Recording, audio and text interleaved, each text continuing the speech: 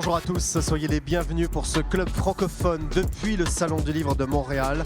Je suis très heureux de vous retrouver ici pour ces secondes rencontres en public. Le public est avec nous. Bonjour Montréal, merci beaucoup.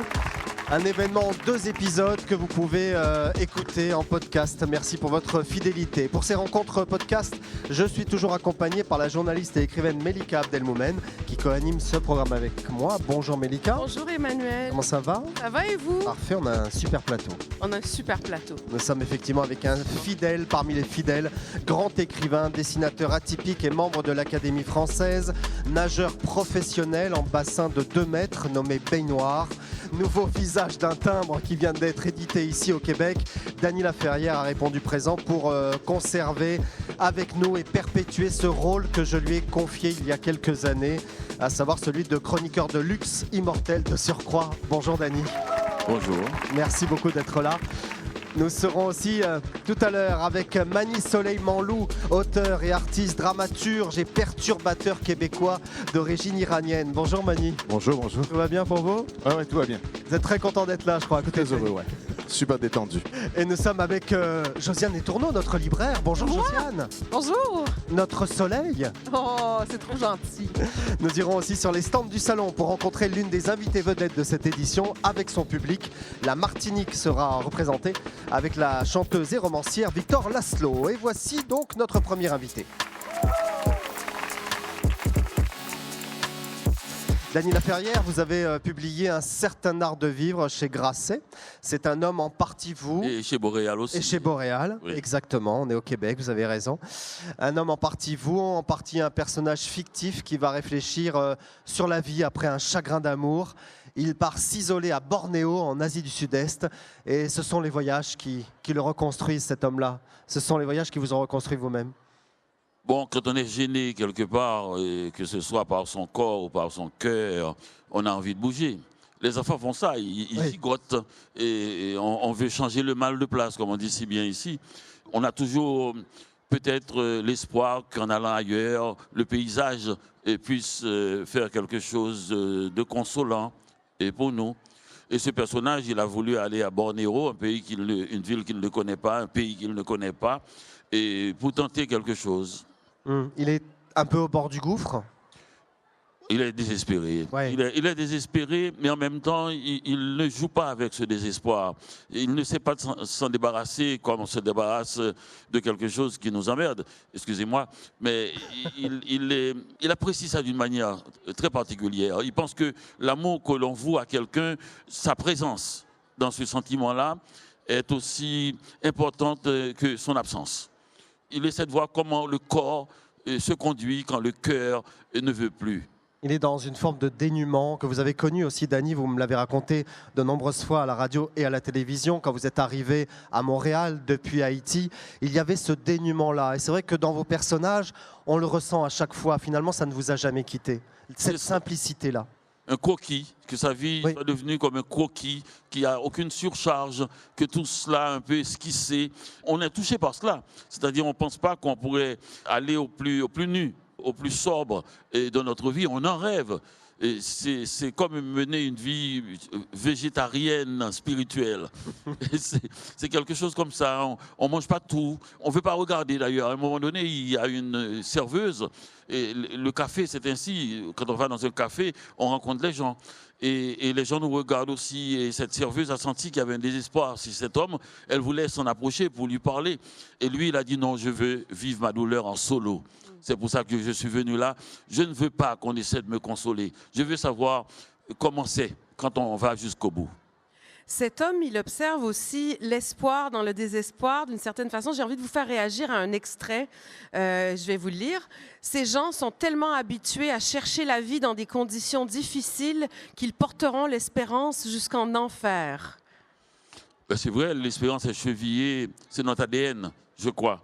On essaie toujours de savoir quelle est la chose. Si on réduit l'individu, l'être humain, à quelque chose, le petit tas de cendres, quand il a été, disons, brûlé, et qu'est-ce qui va rester? Je crois que c'est ça, c'est l'espoir.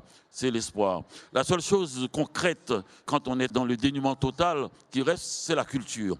Mais la chose spirituelle, c'est l'espoir. On ne peut pas nous l'enlever. Et quelqu'un avait dit d'ailleurs, il a dit, l'haïtien est tellement chevillé à l'espoir que pour lui enlever cet espoir, il faut l'abattre.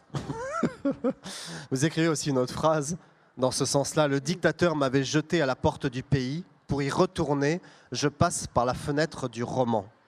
Et c'est vrai que vous aimez parler de littérature, Dany Laferrière, et plus les années passent, je trouve, plus vous devenez lyrique.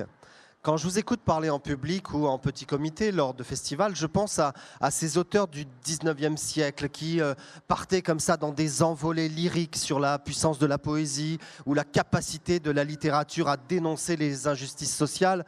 Je ne vais pas vous comparer à eux, mais c'est vrai que je pense à parce Rimbaud, que je dénonce rarement les injustices à sociales. Verlaine, à Balzac. Non mais cette ferveur-là, ce lyrisme-là, que vous avez de plus en plus, je trouve.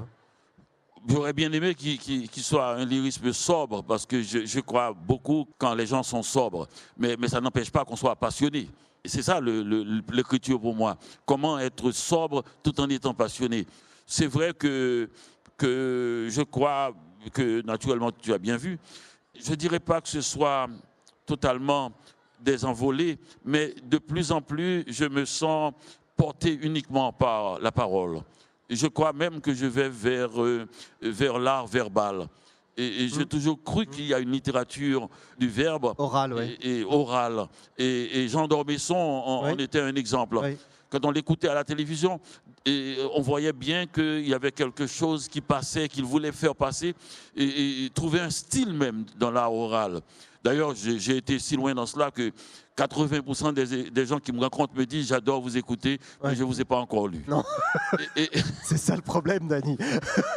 Donc ça veut dire que je suis un grand écrivain oral. Oui, mais, alors, pas si bon de l'autre côté. Enfin, je ne suis pas lu. Mais Dany, c'est ça exactement. Vous avez dit exactement la chose, c'est-à-dire qu'il y a des auteurs, très peu, hein, très très peu, mais dans chaque génération, il y a des auteurs que l'on aime écouter et qui malheureusement ne sont pas lus. En tout cas, pas assez. Il ne faut pas oublier. Ça vous peine ça quand même ou... Ah non, pas du tout, pas du tout. Et Stendhal, je me réfère à ce moment-là, Stendhal disait que mes lecteurs ne sont pas encore nés. Oui. Quel espoir, hein. Jusqu'aux portes de l'enfer. Rimbaud a connu ça aussi, pour revenir à Rimbaud. On aimait l'écouter parler on est comme ça. On est tous, mais on le moi, lisait Shakespeare, Rimbaud, tous ces jeunes gens du 19e siècle aussi. Une bonne tribu. Une bonne équipe. Non, mais en même temps, je crois que nous vivons dans une époque où la démographie dans la culture, dans la littérature, a un peu faussé les choses.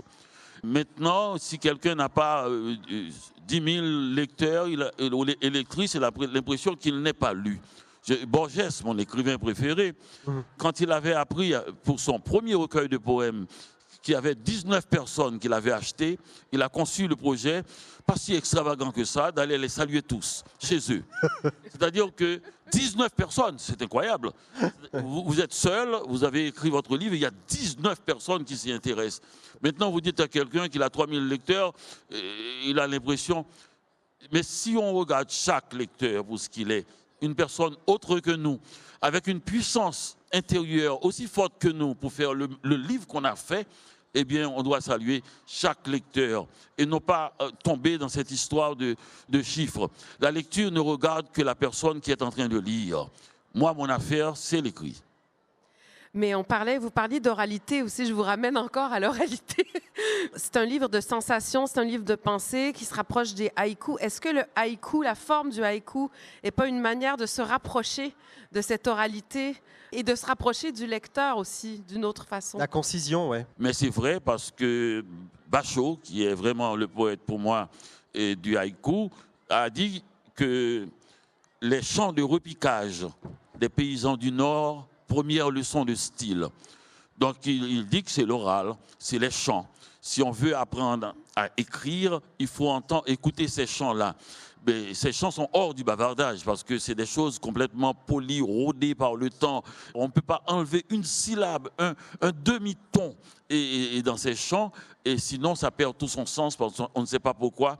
Et c'est devenu cette pierre arrondie qu'on trouve un peu sur les plages.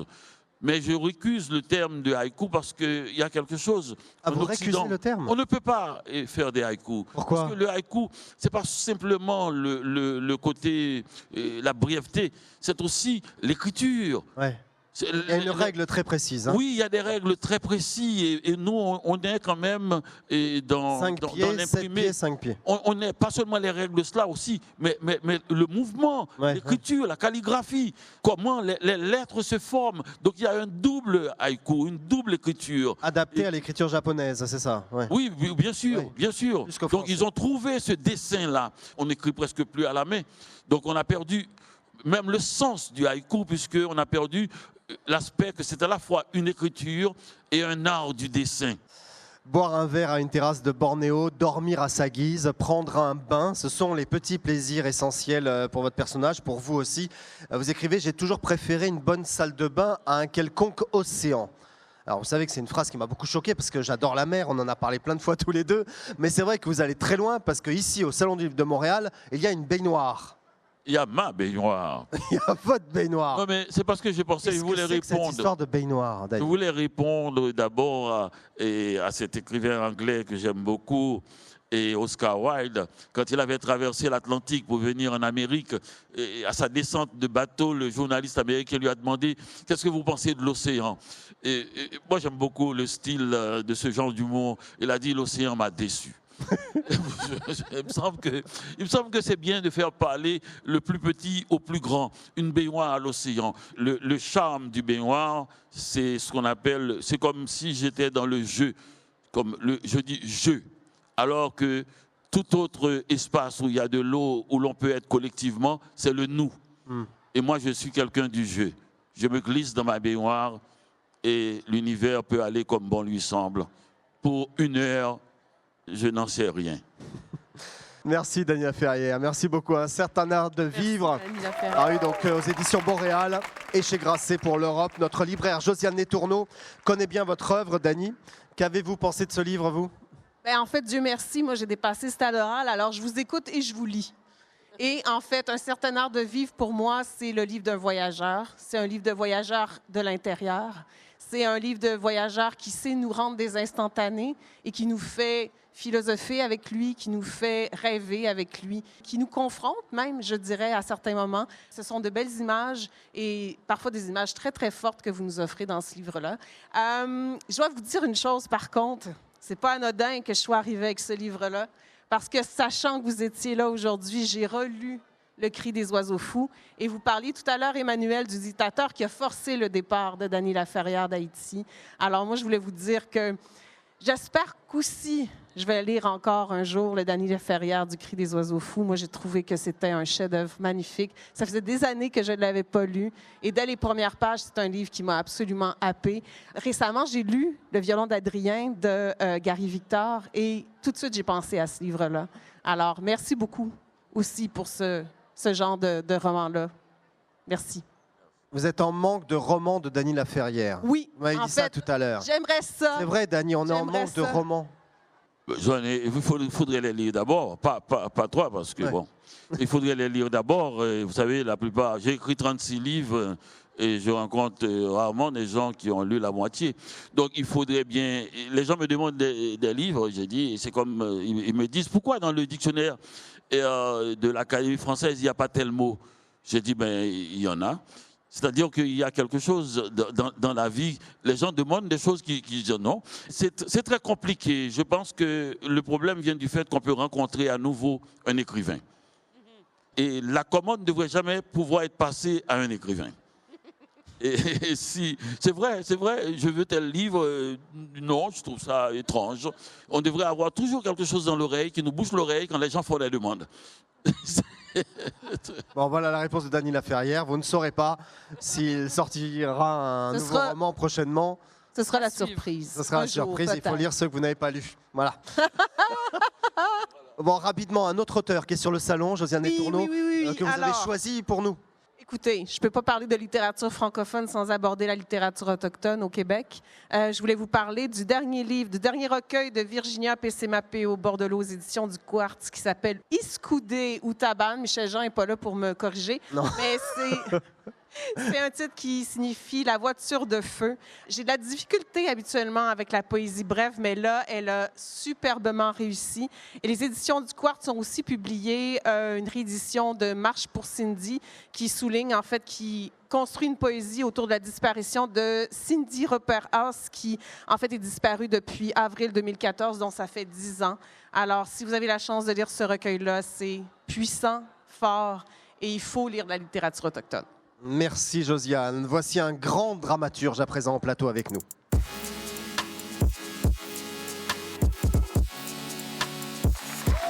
Il se retourne. Bonjour Mani Soleil-Manlou. Ah d'accord, bonsoir. Bonjour. Melika Abdelmoumen, je vous laisse présenter cet auteur que vous connaissez bien, que vous avez choisi d'inviter. On est tombé d'accord car il mérite vraiment d'être présenté et connu à travers toute la francophonie. Absolument. Bonjour Mani. Bonjour. Alors, pour ceux qui ne connaissent pas Mani, honte à vous. Non, je rigole. Non. Pour ceux qui ne connaissent pas Mani Soleil-Manlou, donc vous êtes acteur. Peut-être que certains d'entre vous l'ont aperçu à la télé, notamment dans un de mes rôles préférés dans la série de François Les Tourneaux, C'est comme ça que je t'aime, où il joue le rôle d'un redoutable gangster, un grand malfaiteur qui s'est surnommé Coco. Mais il est aussi metteur en scène, il est aussi dramaturge et il a fondé en 2011 la compagnie Orange Noyer. Vous dirigez aussi le Théâtre français du Centre national des arts, c'est toujours le cas. Absolument. Et donc, vous venez de faire paraître au Cartanier une pièce qui s'appelle Zéro, qui est la fin d'une série de pièces où vous tentez d'arriver au bout d'une obsession qui est celle de l'identité. Ouais, c'est votre obsession, ça, Mani, l'identité? Ouais, je pense que c'est devenu une obsession. J'ai été obligé de le nommer si souvent, cette identité-là. L'écriture même de mon œuvre a commencé avec cette question-là qu'on m'a posée en me disant d'où tu viens. Donc j'étais obligé de répondre à cette question-là. J'ai eu la chance et le plaisir de le faire devant un public. Et c'est là où l'obsession a grandi, en fait. L'obsession s'est bien installée parce que répondre à cette question est impossible, selon moi. Et ultimement, je m'en fous un peu d'où je viens. Ce qui m'intéresse, c'est où je vais, où on va collectivement. Et à partir du moment où cette chose est... l'identité est quelque chose qui se construit constamment et qui est en évolution permanente, cette obsession-là va être dure à terre. Donc c'est devenu quelque chose qui m'habite beaucoup. Aussi parce que je pense que globalement, on en parle beaucoup de l'identité de l'autre, de comment on parle de l'autre, qu'est-ce que l'autre représente aux yeux de chacun, comment l'autre est instrumentalisé, utilisé. Donc c'est devenu un peu une façon pour moi de pouvoir faire du sens avec ça. Alors dans cette pièce, Melika, c'est vrai que vous racontez un peu l'histoire de votre père, Mani. Vous évoquez l'odeur de la Fiat blanche de votre père et vous écrivez « Zéro ou l'odeur du départ, on dirait du Dany Laferrière ». Absolument. C'est vrai, j'ai oublié ça. Oui, c'est vrai. C'est très fort. Oui, absolument. Dany n'est pas au courant. Hein. Non, j'ai rebaptisé mon texte sur scène comme Zéro ou l'odeur du départ. Et là, je réalise que l'odeur du départ pourrait ressembler à un titre L'odeur du que café. Dany aurait pu écrire. Voilà, exactement. Et puis l'énigme du retour. Ouais. L'odeur du départ. Il faut dire que je suis très influencé par l'écriture de Dany et cette quête complexe et magnifique du retour chez soi. Le retour, je l'ai vécu vraiment plus tard, dans la mesure comme adulte en fait. Mes souvenirs sont réinventés par rapport à l'Iran, bien évidemment. C'est-à-dire que tout a été reconstruit, fictionnalisé, mis en scène, théâtralisé, alors que voilà, donc tout est encore à construire à ce niveau-là. Vous vous définissez aussi comme n'étant pas religieux, pas vegan, un peu végé, mais tout en mangeant du bœuf l'été. Absolument. Mais pas du bœuf halal. Oui, c'est pas grave. Si la vache ne mange que de l'herbe, si vous mangez la vache, vous n'êtes pas... Absolument. Non mais Dany, on va avoir des problèmes avec tous les végétariens de la planète. Non, mais Je me dissocie complètement. La vache est herbivore. Je me désolidarise de votre propos. Même si je mange aussi du bœuf l'été, parce que vous dites, on ne peut pas résister au barbecue. Absolument. Ça. Vous êtes un hétéro de gauche et vous faites de l'éco-anxiété. Ouais. Qu'est-ce que c'est ça? En fait, la naissance du texte Zéro vient avec l'apparition de mon fils. Mon fils qui est né au moment où je pensais avoir réglé le questionnement identitaire. Arrive un enfant, moitié québécois, moitié iranien, à qui on demande est-ce qu'il parle l'iranien? Est-ce que tu vas lui enseigner l'iranien? Vas-tu lui parler de la révolution islamique? Vas-tu lui parler de... Alors que personne ne me demande si je veux lui parler de la crise d'octobre ou des belles-sœurs ou la nourriture québécoise. On me demande si je veux lui parler de l'Iran constamment. Donc cette idée-là, c'est de pouvoir nommer qui je suis et faire le vide. Zéro veut dire le vide en arabe. Donc je me suis dit, faisons le vide. Commençons le spectacle en nommant tout ce que je suis et je ne suis pas. Et l'éco-anxiété, c'est cette pression collective qu'on vit tous, de faillir à la tâche, en fait, cette quête incessante de vouloir être parfait à ce niveau-là et d'enlever sur ses épaules le poids de l'écroulement de notre société et du monde. Donc c'est cette idée-là de jouer avec toute cette pression-là et toutes ces choses-là qu'on nous dit qu'on est ou on n'est pas. Vegan, ta sexualité, d'où tu viens, qu'est-ce que tu manges, quelle voiture tu conduis, comment tu dors, combien tu t'entraînes, est-ce que tu fais des bains froids pour te sentir mieux. Donc toutes ces choses-là qu'on nous dit de faire pour aller mieux. Donc c'est cette idée-là de faire le vide avant de pouvoir ensuite parler à mon fils. Et l'autre grande pression sociale actuelle, mais pas seulement actuelle, parce que ça apparaît dès le début de vos pièces, c'est l'identité telle que perçue par la société en général, qui doit toujours être liée aux origines ethniques, qui ne peut pas être liée à d'autres aspects de la personnalité, ce qui fait qu'on a une lecture très simplifiée, très simpliste de l'identité, qui fait l'impasse sur plein de choses et qui oppose les gens. D'une certaine façon. Absolument. C'est surtout par rapport à la terminologie issue de la diversité. Cette diversité qui n'inclut pas tout le monde. Je m'amuse à dire que personne qui est dit issu de la diversité se considère issu de la diversité. Cette idée-là qu'on nous impose une façon d'être, un lieu de naissance, une étrangeté malgré nous. Et ça a été source en fait du conflit interne ou ce questionnement interne. C'est de savoir pourquoi aux yeux de l'autre, je suis autre chose que quand je me regarde dans le miroir. Vous avez des phrases un peu choc. Alors, il y a beaucoup d'humour, hein, Mani Soleimanou, mais l'arabe pour un Iranien, dites-vous, c'est un peu comme l'anglophone pour un Québécois. Oui, exact. En fait, l'humour, c'est juste de l'autocensure, en fait. C'est une incapacité pour moi d'aller au bout de certaines idées. Donc, je m'amuse à les déconstruire. En fait. J'essaie d'attaquer, mais en commençant par moi-même. Hein, je m'attaque moi-même avant tout. Comme ça, je me permets de parler des autres une fois que je me suis mis moi-même le premier sur le bûcher. Et les dramaturges aussi, Mélika, vous avez relevé ça. Elle cherche ses fiches, Mélika. Voilà. Je ne savais pas si j'allais le lire, mais je pense que je vais oser le faire. Donc, il y a la description d'une série de dramaturges québécois, un peu à travers la lunette de l'humour. Et c'est tellement savoureux. Donc, je vais vous le... Si vous permettez. Absolument, c'est vrai. Alors, Wajdi Mouawad. Une femme couche avec son père et réalise qu'en fait, c'est son frère, dans un pays imaginaire où il y a la guerre et qui n'est pas le Liban. Michel-Marc Bouchard, un homme gay en région cache son homosexualité à sa famille et ce, traduit dans 357 langues. Michel Tremblay, Plateau Mont-Royal, un gay, une mère, un tablier. Annick Lefebvre, des personnages fâchés, des femmes fâchées contre le système, le patriarcat, la télé, Ikea. Ouais. Et vous dites, je les aime bien, ces dramaturges, sauf deux. Ouais, exact. Lesquels? Je ne le dirai pas. Allez les lire, puis on en reparlera. Ah mais Mani, c'est cette idée-là de l'obsession, en fait. C'est cette idée-là Michel Tremblay, déjà. Est-ce Wajdi Mouawad? Non. D'accord. Non, bah, j'arrête là. Non, mais c'est cette idée-là de l'obsession, en fait. Comment les auteurs creusent et sculptent une idée, un doute sur plusieurs années, plusieurs décennies. Et cette idée-là que moi, c'est l'identité, comme Michel Tremblay peut être là d'où il vient, en fait. Il y a de très belles pages sur votre fils de 4 ans dans cette pièce de théâtre, Mani, et vous confiez ne pas vouloir lui léguer de racines iraniennes. Même votre propre nom, vous n'étiez pas favorable. Vous auriez préféré qu'il porte le nom de votre épouse, écrivez-vous. Oui, j'ai passé une vie à épeler mon nom de famille. Juste tout à l'heure, il y a 1 heure, j'étais en bas pour avoir mon accréditation. C'était un sketch de 7 minutes. J'ai appelé le nom, la personne cherchait, je disais qu'il y avait un Y, puis là, elle comprenait mal. Je joue à ça depuis 43 ans maintenant. Et cette idée-là de le voir, lui, vivre dans un monde où il va falloir qu'il se redéfinisse à chaque fois qu'il rentre en contact avec quelqu'un, me semble être un poids que je ne veux pas léguer. Finalement, au bout du compte, tout ça est théâtralisé, bien évidemment. Il porte son nom. Lui-même, il est témoin maintenant. Il grandit depuis que j'ai écrit l'œuvre et il m'entend des fois appeler mon nom sur la main libre dans la voiture et il fait ça comme ça en disant pourtant, c'est simple, papa. Je fais oui. Mais voyons voir. Ouais. J'ose espérer que lui, il va grandir dans un monde où tout le monde autour de lui va avoir un nom. Il y a bizarre. Un prof qui vous demande.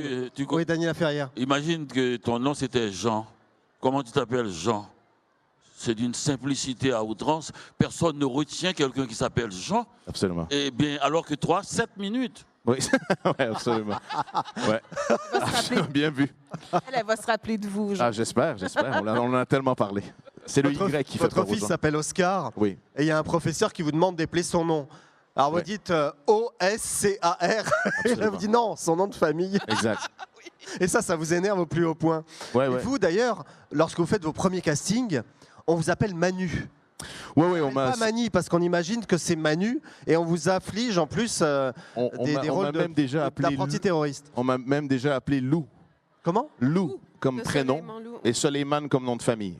Le prénom a même disparu en fait, ça a été Lou Soleiman. Mais là, alors, les choses bougent, heureusement, les choses bougent à une vitesse phénoménale et il y a de moins en moins de Lou et de plus en plus de Mani. Vous dites aussi l'exil n'a pas besoin d'être transmis. Ouais, on va demander l'avis de Dany Laferrière sur ce sujet. D'accord. Allez-y, développez. Non, mais c'était par rapport à l'enfance en fait, comment parler. Pas concerné par l'exil. Voilà. Bon, voilà. Du tout. Enfin, ou plutôt, j'ai simplement dit que l'exil valait le voyage. L'exil, c'est trop complexe comme mot pour que ça soit sur une seule personne. On ne peut pas dire c'est un exilé parce que, par exemple, moi, à 23 ans, j'arrive dans une magnifique ville. En été 76, les Jeux Olympiques, si on appelle ça l'exil, alors là...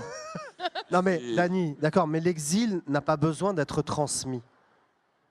Sous-entendu à votre fils. Oui, c'est à mon fils. C'est lui qui me demande comment lui parler de l'Iran. C'est cette pression sociale de devoir parler d'un pays dont tout ce que je connais de ce pays est la guerre, le départ, le regret, la peine de mes parents. Cette idée-là, c'est cette chose-là qui me ramène à des images troubles. Comment est-ce qu'on transmet cette chose-là à cet enfant-là quand c'est la seule chose que nous, on connaît de ce pays-là? Il parle à son fils, alors de quoi je me mêle? Ah oui. Bon. C'est pas moi qui a posé la question. Il faut réduire les choses à leur simplicité. Oui. C'est-à-dire, des fois, c'est tout simplement, c'est de ça qu'il parle là, par exemple. Que tout ne soit pas quelque chose d'universel, que comme individu, son nom, sa situation, et tout concerne tout le monde. Il voudrait quelque chose de plus intime. Oui. Il parle à son fils, il dit, je ne vais pas lui parler d'exil. Bon, alors, Après, il y a des questions qu'on pose, des choses qu'on dit sur scène, et on laisse les spectateurs compléter cette chose-là dite sur scène, bien évidemment. Il y a un aspect de votre travail que je m'en voudrais de ne pas aborder, c'est le fait que vous ramenez ou que vous faites revivre l'humour dans tout ce qu'il peut avoir de plus politique. L'humour est un aspect essentiel. C'est un acte politique, oui. Absolument. En tout cas, pour moi, ça l'est. Ça permet de briser les barrières et de laisser la place à des choses plus épineuses. Merci beaucoup, Mani Soleiman-Lou. Vous pouvez l'applaudir. Votre nouveau livre, Zéro, est paru aux éditions Le Cartanier. Vous avez un très beau prénom. Je vais vous faire une confidence. Je n'ai jamais raconté cette histoire. Quand j'étais petit, mes parents, ma famille m'appelait Mani, c'était mon surnom. Non. Et après, c'est devenu Manu, évidemment, parce que je m'appelle Emmanuel. Donc voilà, Mani, j'ai une affection particulière pour ce... Ça fait plaisir. Je ne savais pas que c'était un prénom. Merci beaucoup. Merci Mani. Merci Dany Laferrière. Merci. On part à présent dans les allées du salon avec l'élégante et pétillante Victor Laszlo.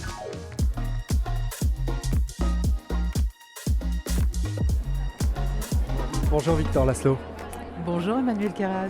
Comment ça se passe au Salon du Livre de Montréal pour vous? C'est un salon incroyable, il y a énormément de monde.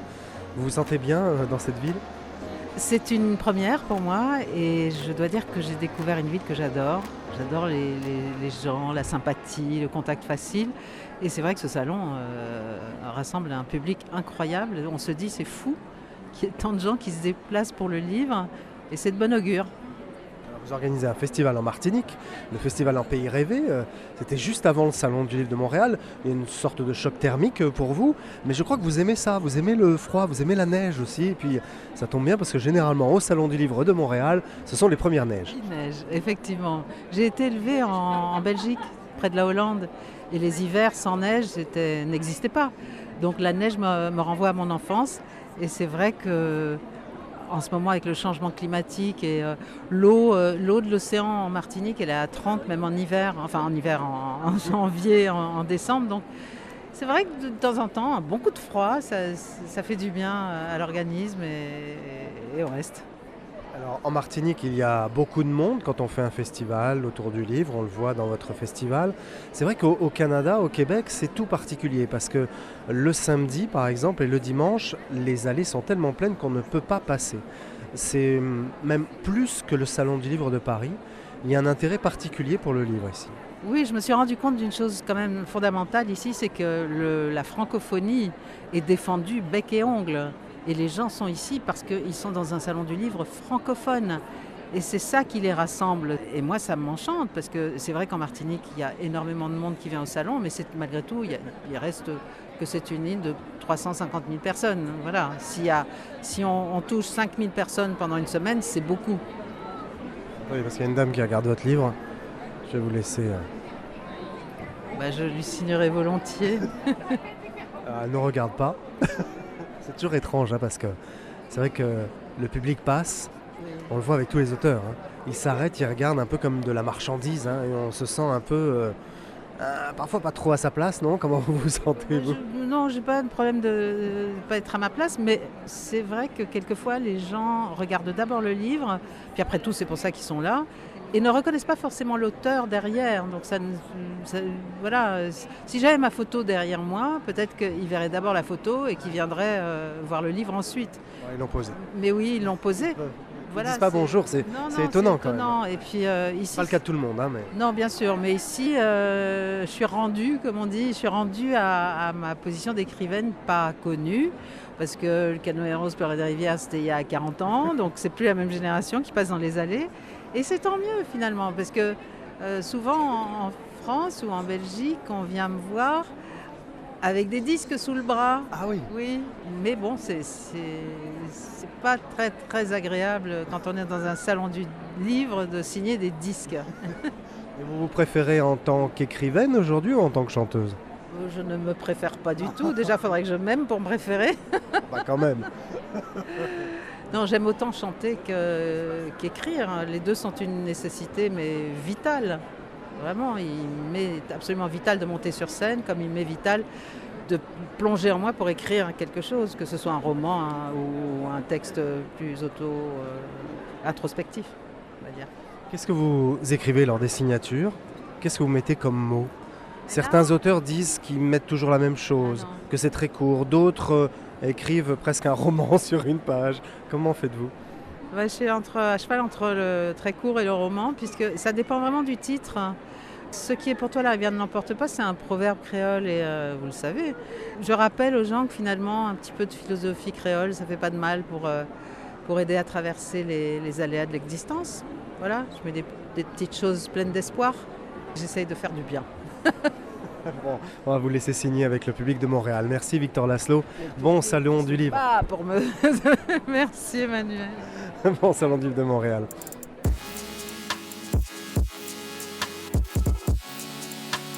Voilà, retour sur notre plateau avec le président, le directeur, je ne sais plus comment l'appeler, du Salon du Livre de Montréal. Bonjour Olivier Goujon. Bonjour à tout le monde. On voulait terminer avec vous, monsieur le directeur. C'est un honneur. Comment ça se passe ce salon? Quelle est votre impression? Et voilà, c'est un à suivre finalement parce que ce podcast est à écouter après l'organisation du salon. Il y a eu beaucoup de monde. C'est très dynamique. Une baignoire avec Dany Laferrière, des auteurs très diversifiés. C'est exceptionnel. En fait, peut-être que la question, on peut la poser à notre cher public. Comment vous trouvez le salon en ce moment? Ils applaudissent, mais ils n'ont pas de micro, Olivier. Oui, mais...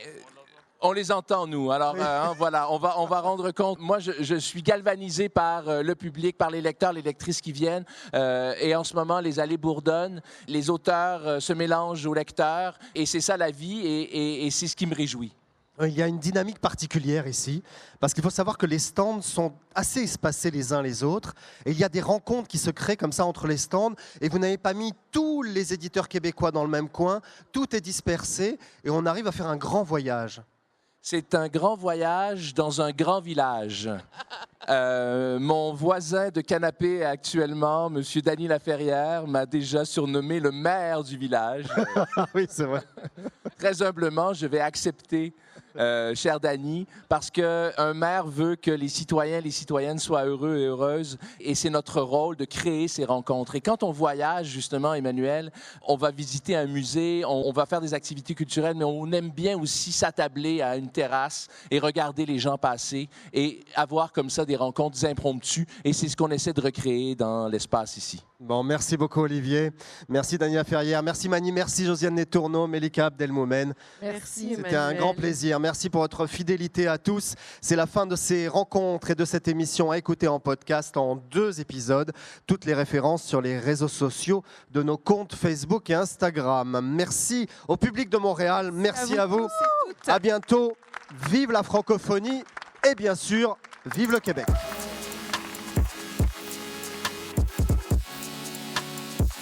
Le balado Le Club francophone d'Emmanuel Guérard est une production du Salon du Livre de Montréal en collaboration avec la revue Lettres québécoises.